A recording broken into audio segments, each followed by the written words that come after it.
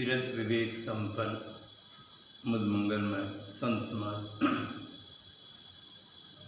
जग में जीवन श्रेष्ठ वही जो फूलों सा मुस्काता है, अपने गुण सौरभ से जग के कण कण को महकाता है। आज भगवान श्री कृष्ण जी का जन्मोत्सव संपूर्ण भारत में हर्षोल्लास के साथ मनाया जा रहा है। उनको हुए हजारों वर्ष बीत गए, किंतु आज भी श्रद्धालु समाज में उनके प्रति अगाध श्रद्धा है। उनका व्यक्तित्व, उनका जीने का ढंग, उनका जो अध्यात्म ज्ञान है आज भी लोगों को प्रभावित कर रहा है। आज भी लोग उनसे सुंदर प्रेरणा प्राप्त कर रहे हैं। गीता महाभारत को पढ़ने से पता चलता है कि वे कुशल राजनीतिक थे, महान ज्ञानी थे। उनके जीवन से बहुत कुछ सुंदर बातें सीखने को मिलती हैं। हर आदमी को चाहिए, जैसे भगवान श्री कृष्ण जी ने प्रतिज्ञा किया था, यदा यदा ही धर्मस्य ग्लानिर्भवति भारत अभ्युत्थानमधर्मस्य तदात्मानं सृजाम्यहम् परित्राणाय साधूनां विनाशाय च दुष्कृतां धर्म संस्थापनार्थाय संभवामि युगे युगे। अगर इसी प्रकार से हर आदमी अपने जीवन में प्रतिज्ञा कर ले कि मैं अपने जीवन में धर्म की रक्षा करूंगा और अधर्म को निर्मूल करूंगा, तो वास्तव में धर्म की रक्षा हो सकती है, धर्म निर्मूल हो सकता है। एक व्यक्ति के बस की बाहर की बात है। हर आदमी के अंदर एक क्रांति होनी चाहिए। जैसे उनके अंदर एक सुंदर विचार था, इसी प्रकार से हर आदमी के अंदर एक विचार होना चाहिए। अधर्म क्या चीज है? अधर्म है दुराचरण और धर्म है सदाचरण। ये मूल चीज है। धर्म आदमी को जीवन जीने की कला सिखाता है। धर्म आत्मबोध है, आत्मज्ञान है। धर्म स्व की खोज करता है, विज्ञान पर की खोज करता है, और दोनों के मेल से जीवन का सर्वांगीण विकास होता है। इसलिए हर आदमी को अच्छी तरह से ज्ञान होना चाहिए कि धर्म सदाचरण है। इंगरसोल ने लिखा, ह्यूमैनिटी दी ओनली रिलीजन, मानवता ही केवल धर्म है। संसार में जैसे विभिन्न नदियां समुद्र में आकर मिल जाती हैं, इसी प्रकार से दुनिया के सारे संप्रदाय मानवता में आकर मिल जाते हैं। मानवता सबका मिलन केंद्र बिंदु। इस तरह से हर आदमी के जीवन में मानवता का अच्छी तरह से विकास होना चाहिए।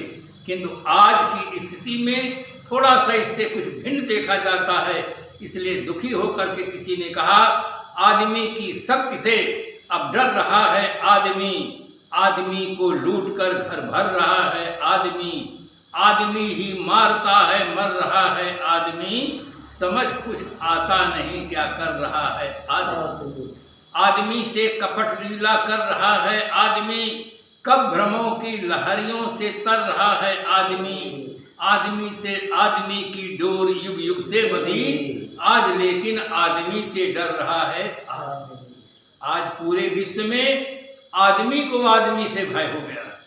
आज आदमी को बाघ से भय नहीं, शेर से भय नहीं, आज आदमी को खराब आदमी से भय।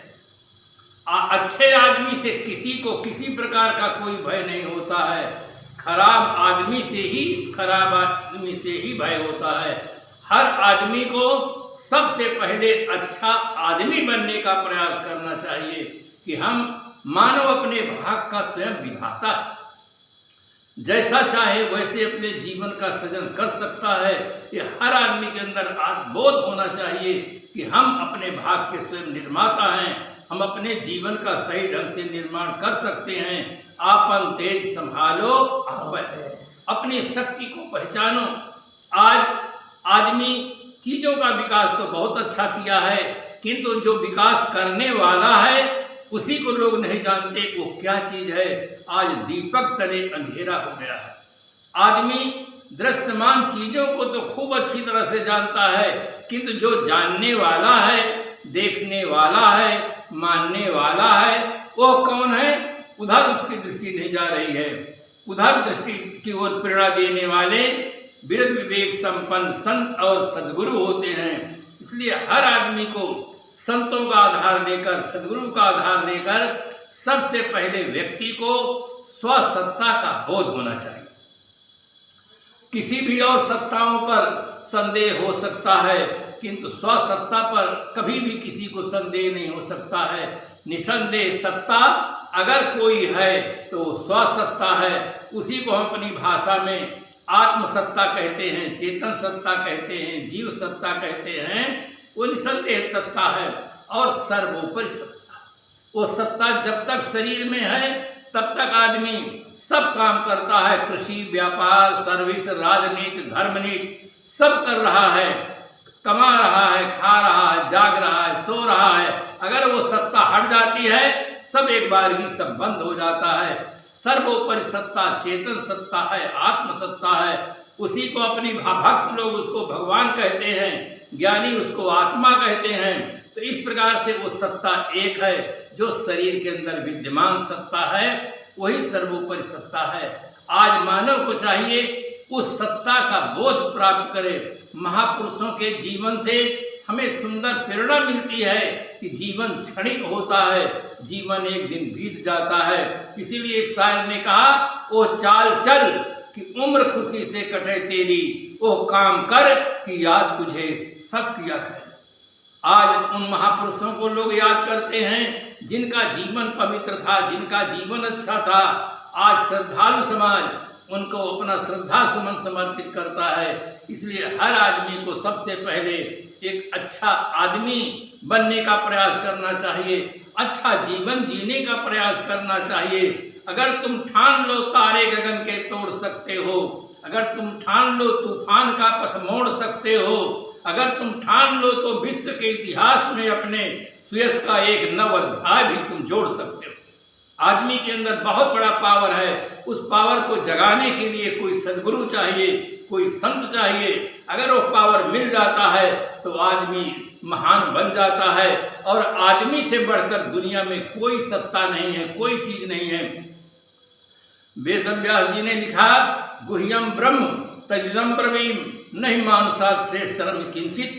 मैं आपको एक गोपनीय बात बताता हूं कि मनुष्य से श्रेष्ठ कुछ नहीं।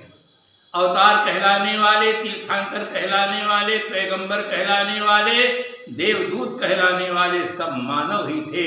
इसलिए मानव सर्वोच्च सत्ता है।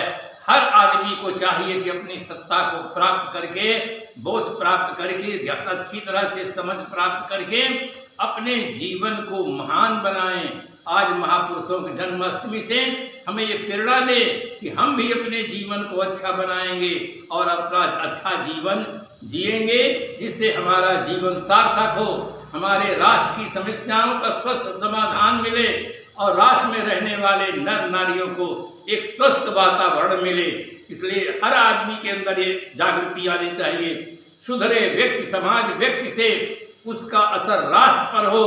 जाग उठे जन जन का मानस, ऐसी जागृति घर घर हो।